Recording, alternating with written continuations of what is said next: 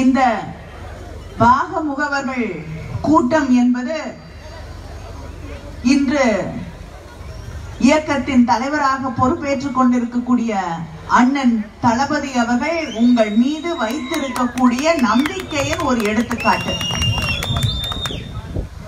அவர் பொதுவாக எந்த ஊராட்சி கூட்டத்திற்கு போனாலும் அங்கே இருக்கக்கூடிய பாக முகவர்களை சந்திக்காமல் திரும்புவதே கிடையாது. நான் கூட இங்க ஊராட்சி கூட்டங்களுக்கு வர தொடங்கியதும் என்னை ஊராட்சி கூட்டம் எப்படி நடந்து கொண்டிருக்கிறது என்று கேட்டுவிட்டு அடுத்த கேள்வி, பாக முகவர்களை சந்தித்தாயா, எல்லாரும் கூட்டத்துக்கு வந்தாங்களா, அட்டெண்டன்ஸ் எடுத்தியா, இப்படி அவர்களை மறக்காமல் நீ சந்தித்து விட்டு வர வேண்டும். அதுதான் மிக முக்கியமான ஒன்று என்று திரும்ப திரும்ப திரும்ப அவர் தெரிவித்துக் கொண்டிருக்கிறார் என்றால் உங்கள் மீது அவர் கொண்டிருக்கக்கூடிய நம்பிக்கை எப்படிப்பட்ட நம்பிக்கை என்பதை நீங்கள் உணர்ந்து கொள்ள வேண்டும்.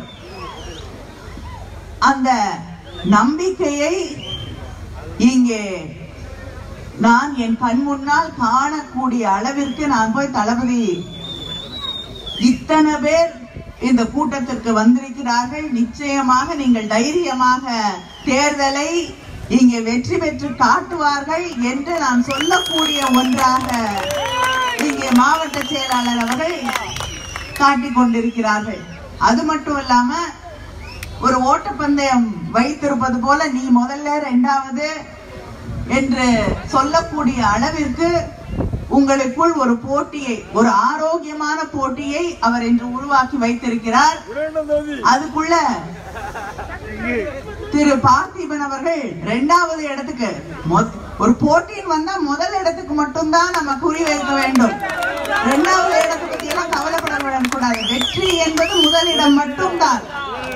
அதனால இரண்டாவது பரிசு, ஆறுதல் பரிசு எல்லாம் கிடையாது. நான் மாவட்ட செயலாளருக்கு எதுவும் கொடுக்க விட மாட்டேன். அதனால முதல் பரிசு மட்டும்தான் கணக்கு. அதை நீங்கள் புரிந்து கொள்ள வேண்டும். மாவட்ட செயலாளர் எல்லாருக்கும் மாவட்ட செயலாளர். அதனால அவருடைய தொகுதிக்கு மட்டும் தனிப்பட்ட முதல்ல எதையும் செஞ்சிட போறது இல்ல. அதனால நீங்க அவருடைய தொகுதியை மட்டும் அவர் பாத்துக்குவாரு, உங்களை எல்லாம் விட்டுருவாருன்னு கவலைப்படாதீங்க. உங்களையும் சேர்த்து பாத்துக்குவாரு. அதனால தைரியமா போட்டியில நீங்க கலந்துக்கலாம்.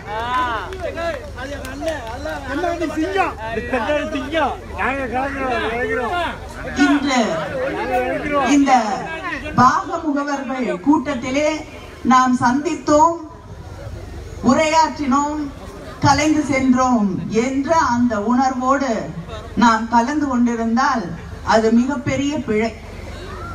நீங்கள் ஒவ்வொருவரும் தான் இந்த தேர்தலை வெற்றி பெறக்கூடிய ஒன்றாக, அந்த பொறுப்பை ஏற்றுக்கொண்டவர்களாக, உணர்ந்து கொண்டவர்களாக செயல்பட வேண்டும். ஒவ்வொரு பூத்துக்கும் 20 பேர் தேர்ந்தெடுத்து அந்த பொறுப்பை உங்க கையில கொடுத்திருக்காங்க. நீங்க ஒவ்வொருத்தரும் ஒரு 10 பேர், 15 பேர், 20 பேர் வாக்குச்சாவடிக்கு வந்து உதயசூரியனுக்கு வாக்களிக்கிறார்களா, வாக்களிக்க வைக்க வேண்டும் என்ற அந்த எண்ணத்தோடு பணியாற்றினாலே வெற்றி வேற யாருக்கும் போக முடியாது. திராவிட முன்னேற்ற கழகத்தை தவிர வேற யாருக்கும் வெற்றி கிடையாது. வேற யாரும் நம்ம பின்னாடி கூட ஓடி வர முடியாது என்ற அந்த நிலையை உங்களால் நிச்சயமாக உருவாக்க முடியும். அது மட்டும் இல்ல, இன்னைக்கு நீங்க வேலையை தொடங்கலாம். தேர்தல் அன்னைக்கு மட்டும்தான் நாங்க வேலையை பார்க்கணுமா அப்படிங்கிறது இல்ல. நம்முடைய இன்னைக்கு தமிழ்நாட்டை சூழ்ந்து கொண்டிருக்கக்கூடிய பிரச்சனைகள், நாம் தினம் தினம் சந்தித்துக் கொண்டிருக்கக்கூடிய பிரச்சனைகள், தண்ணி இல்ல, வேலை இல்லா திண்டாட்டம், விவசாயிகள் போராட்டம், இங்க ஸ்டெர்லைட் பிரச்சனை, சுற்றுப்புற சூழல் பாதிக்கப்பட்டிருக்கு, வியாபாரிகள் பாதிக்கப்பட்டிருக்கிறார்கள், பணப்புழக்கமே கிடையாது, தண்ணீர் பிரச்சனை, எந்த திசையில் திரும்பினாலும் எந்த பக்கம் திரும்பினாலும் இந்த ஆட்சியில பிரச்சனைகள் பிரச்சனைகள் தீர்க்கப்படாத பிரச்சனைகள் என்று இருக்கக்கூடிய இந்த சூழலில சில நேரம் அரசாங்கம் பொங்கல் வருது, வேற ஏதாவது நிகழ்ச்சின்னு சொல்லி மக்களுடைய மனதை 1000 ரூபாய் கொடுத்து திசை திருப்பிடலாம் நினைப்பாங்க. சில நேரங்கள்ல மக்களுக்கு மறதியும் அதிகம். நல்லது செஞ்சாலும் மறந்துடுவாங்க, கெடுதல் செய்தாலும் மறந்து விடுவார்கள். ஆனால் அவர்களை மறக்க விடாமல் மறுபடியும் மறுபடியும் நினைவுபடுத்தி அந்த வாக்குச்சாவடிகளுக்கு அவர்கள் வரும் பொழுது இந்த ஆட்சி அவர்களுக்கு செய்திருக்கக்கூடிய கொடுமைகளை அவர்கள் நினைவிலே வைத்துக் கொண்டு திராவிட முன்னேற்ற கழகமும் தலைவர் கலைஞர் அவர்களும் அவர்களுக்கு செய்திருக்க நன்மைகளை நினைவிலே வைத்துக் கொண்டு தன்னுடைய ஒரே நோக்கம் தளபதி அவர்களை முதல்வராகவும் திராவிட முன்னேற்ற கழகத்தை வெற்றி பெற வைக்க வேண்டும் என்ற எண்ணத்தோடு அவர்கள் அந்த வாக்குச்சாவடிகளுக்கு வரக்கூடியவர்களாக மாற்றக்கூடிய திறமை என்பது உங்கள் கைகளில் மட்டும்தான் இருக்கிறது என்பதை நீங்கள் புரிந்து கொள்ள வேண்டும். அதனால இங்க இத்தனை பெண்கள் வந்திருக்கிறார்கள். தண்ணிக்கு மணிக்கணக்காக காத்து கொண்டிருக்கக்கூடியவர்கள் நீங்க தான். இங்கே இத்தனை சகோதரர்கள் சகோதரிகள் இருக்கீங்க. மத்தியில இருக்கக்கூடிய மோடி அவர்கள் ஆட்சிக்கு வர்றதுக்கு முன்னாடி என்ன சொன்னார்? நம்ம வீட்டுல இருந்த 1000 ரூபாயும் 500 ரூபாயும் செல்லாதுன்னு சொல்லி அதையும் புடுங்கிட்டு போனார். அதுதான் அவர் செய்த சாதனை. அந்த பண மதிப்பிழப்பு என்ற அந்த அறிவிப்பால எத்தனை சமூகங்கள் எத்தனை வியாபாரிகள் தன்னுடைய வாழ்வாதாரத்தை இழந்திருக்கிறார்கள் என்பதை மக்களுக்கு நினைவுபடுத்துங்கள். வியாபாரிகள் வாங்கி வைத்த பொருளை அடுத்த நாள் விற்க முடியல. காய் வாங்கி வச்சவங்க, மீன் வாங்கி வச்சவங்க, அழுகக்கூடிய பொருட்களை வாங்கி வைத்தவர்கள் அடுத்த நாள் 2 நாளைக்கு பொருளை விற்க முடியல. விற்க முடியாம கடன் வாங்கி கொடுக்க வேண்டிய பணத்தை கொடுத்தார்கள். இன்று வரை அதிலிருந்து மீள முடியாத குடும்பங்கள் எத்தனை. சின்ன சின்ன வியாபாரிகள், சிறு தொழிலாளர்கள், சிறு தொழில்களை செய்து கொண்டிருக்கக்கூடியவர்கள், இந்த ஜிஎஸ்டி எத்தனை குழப்பத்தோடு வந்திருக்கக்கூடிய ஒரு விஷயம். தெளிவா அரசாங்கம் சிந்தித்து ஜிஎஸ்டியை கொண்டு வந்திருந்தா இத்தனை தொழில்கள் வீணாகி இருக்காது. சிறு குறு தொழில்கள் எல்லாம் வீணாகக்கூடிய ஒரு திட்டமாக, ஒரு டாக்ஸாக, ஒரு வரியாக அந்த ஜிஎஸ்டியை கொண்டு வந்து இன்றளவும் திருப்பூராக இருக்கட்டும், இங்க இருக்கக்கூடிய வியாபாரிகளாக இருக்கட்டும், எல்லா இடத்திலையும் நாடு முழுவதும் பெரிய பெரிய கார்ப்பரேட் நிறுவனங்களை தவிர வேறு யாருமே வாழ வழி இல்லாத ஒரு நிலை. அருகில இருக்கக்கூடிய சிவகாசியில பட்டாசு தொழிற்சாலையில் இருக்கக்கூடிய பிரச்சனைகளை தீர்க்காமல் இங்க இருக்கக்கூடிய ஆட்சி, அதிமுக ஆட்சி 8 லட்சம் தொழிலாளர்களுக்கு மேல வேலை வாய்ப்பே இல்லாத ஒரு நிலை. வேலை பார்த்துட்டு இருந்தவங்க எல்லாம் தொழிற்சாலைகள் மூடப்பட்டதால் வேலை இல்லாமல் தவிக்கக்கூடிய ஒரு நிலை. விவசாயிகள் எந்த அளவுக்கு பாதிக்கப்பட்டிருக்காங்கன்னு உங்களுக்கு தெரியும். ஆயிரக்கணக்கான விவசாயிகள் ஒவ்வொரு ஆண்டும் இந்த நாட்டில் தற்கொலை செய்து கொண்டு மாண்டு கொண்டிருக்கிறார்கள். ஆனால் பிரதமர் எதை பத்தியும் கவலைப்படாம வெளிநாட்டு பயணங்களிலேயே காலத்தை கழித்துக் கொண்டிருக்கக்கூடிய, பார்லிமெண்ட் கூட வரமாட்டார். எப்படி இங்க ஒரு எம்பி இருக்காரு, அவர் தொகுதி பக்கமே வரதில்லையோ அதே மாதிரி பிரதமர் பார்லிமெண்ட்டுக்கே வரமாட்டார். அப்படிப்பட்ட ஒரு பிரதமர், பிஜேபி ஆட்சி இங்கே மதவாதத்தை தூண்டிக் கொண்டிருக்கக்கூடிய ஆட்சி. நாம் ஒற்றுமையாக என்ன மதத்தை சார்ந்தவர்களாக, இஸ்லாமியர்களாக, கிறிஸ்தவர்களாக, இந்துக்களாக, நம்பிக்கையற்றவர்களாக எதுவாக இருந்தாலும் ஒற்றுமையாக தமிழர்களாக வாழ்ந்து கொண்டிருக்கிறோம். ஆனா பல மாநிலங்கள்ல அந்த உணர்வே இல்லாமல் மதவாரியாக ஜாதி பெயரால மக்களை பிரித்து தான் ஆட்சி அதிகாரத்திலே இருக்க வேண்டும் என்பதற்காக மக்களுக்கு இடையே கலவரங்களை உருவாக்கி, நீ என்ன சாப்பிடுற, எந்த கோயிலுக்கு போற, என்ன வணங்குகிறாய், எதை நம்புகிறாய் என்று கேட்டு எத்தனை இளைஞர்கள், எத்தனை பேர் கொலை செய்யப்பட்டிருக்கிறார்கள் இந்த ஆட்சியில. இந்த நிலை தமிழ்நாட்டுக்கு வரணுமா?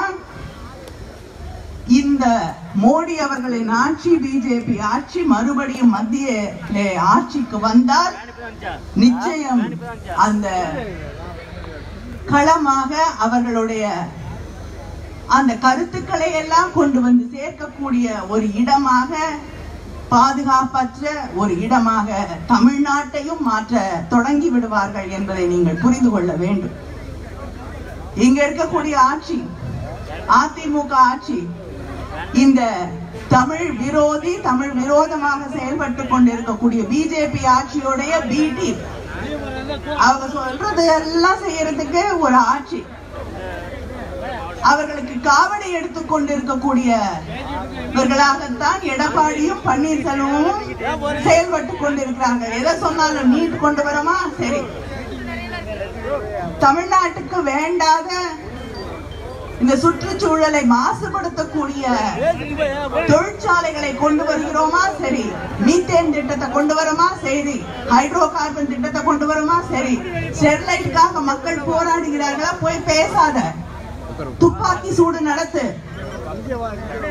என்று சொன்னால் அதையும் செய்து முடிக்கக்கூடிய அந்த பிஜேபியின் கைகூலிகளாக செயல்பட்டு கொண்டிருக்கக்கூடிய இந்த எடப்பாடியின் அதிமுக ஆட்சி இந்த நாட்டுக்கு தேவையா என்று நாம் சிந்தித்து பார்க்க வேண்டும். இங்கே இருக்கக்கூடிய விவசாயிகள் எந்த அளவுக்கு பாதிக்கப்பட்டிருக்காங்க. மோடி ஆட்சிக்கு வரதுக்கு முன்னாடி எல்லா பயிர்களுக்கும் நான் அந்த பயிர்களுக்கு அளிக்கப்படக்கூடிய அந்த மினிமம் சப்போர்ட் பிரைஸை நான் உயர்த்தி தருவேன் என்று வாக்களித்தார். எந்த விவசாயியை காப்பாற்றக்கூடிய ஏதாவது ஒரு திட்டத்தை இந்த 5 வருஷத்துல அவங்க அறிவிச்சிருக்காங்களா?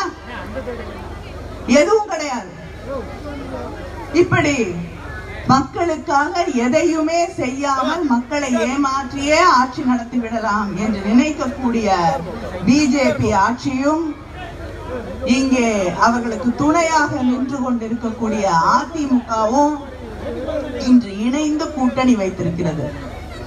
அவங்க கூட இந்த கூட்டணியிலே கூட்டாக இன்னைக்கு புதுசா சேர்ந்திருக்கக்கூடியது பாமக.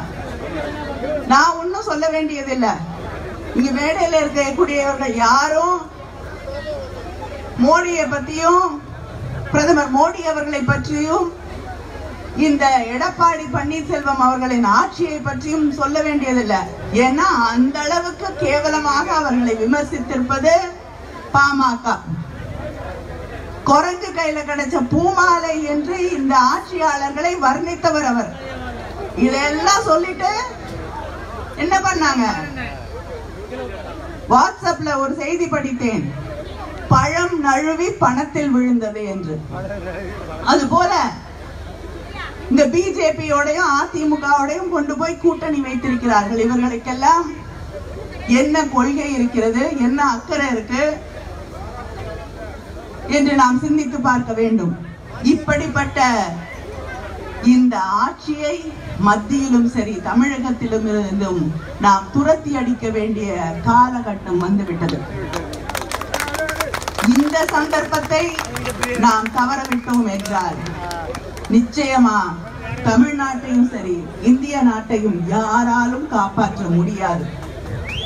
நம் பிள்ளைகளின் எதிர்காலத்தை காப்பதற்கு யாரும் இருக்க மாட்டார்கள் என்பதை நாம் புரிந்து கொள்ள வேண்டும். இது திமுக மட்டும் ஆட்சிக்கு வரத்துக்கு இல்ல, தளபதி அவர்கள் முதல்வராவதற்கும் இல்லை. அதை தாண்டி தமிழ்நாட்டை காக்க வேண்டும் என்ற கடப்பாடு நமக்கு இருக்கிறது.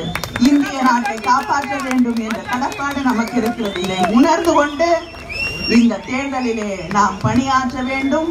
மாவட்ட செயலாளர் பேசும்பொழுது சொன்னார்கள், அத்தனை ஆச்சரியங்களையும் கோபங்களையும் இருக்கலாம், நாம் எல்லாம் மனிதர்கள் தான். கூப்பிடல, என்ன மரியாதையா சொல்லல, என்ன அழைக்கல, இவர்தான் என்ன கூப்பிட்டார், அவர் கூப்பிடல, வாட்ஸ்அப்ல தான் செய்தி வந்தது, போன் பண்ணி கூப்பிடல, அதனால நான் போக மாட்டேன். இதெல்லாம் கல்யாணத்துக்கு கூப்பிடல, நம்மை காப்பாற்றிக் கொள்வதற்காக, நம் பிள்ளைகளின் எதிர்காலத்தை காப்பாற்றுவதற்காக இந்த தேர்தல் நடக்கிறது என்பதை நாம் புரிந்து கொண்டு நமக்கு இருக்கக்கூடிய வித்தியாசங்களை எல்லாம் தூக்கி ஓரமா வச்சுட்டு தேர்தலுக்கு அப்புறம் சண்டை போடலாம். 5 வருஷம் இருக்கு, தொடர்ந்து சண்டை போடலாம், அதெல்லாம் சரி பண்ணிக்கலாம். ஆனால் இந்த தேர்தல் நேரத்திலே நாம் ஒன்றாக நின்று தோளோடு தோள் நின்று தமிழகத்தை ஒரு அரணாக காப்பாற்ற வேண்டும் என்பதை புரிந்து கொண்டு செயல்படுவோம். நன்றி, வணக்கம்.